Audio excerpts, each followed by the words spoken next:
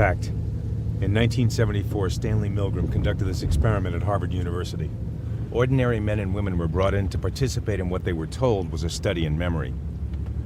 They were to play the role of teachers. They were to read a series of words to a person sitting behind a partition. That person was called the learner.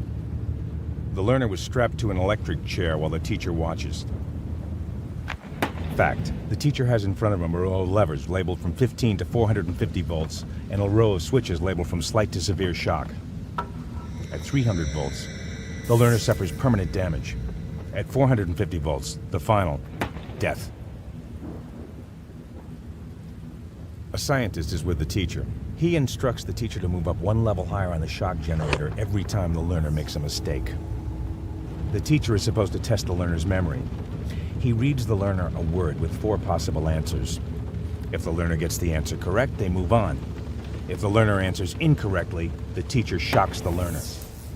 He moves from 15 to 450 volts.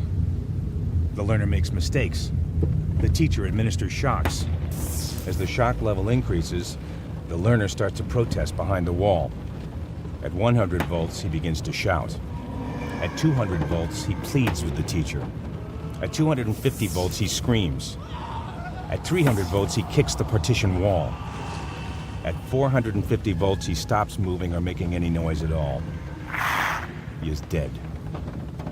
65% of the subjects went all the way to the maximum level, and no one stopped before 300 volts. Fact.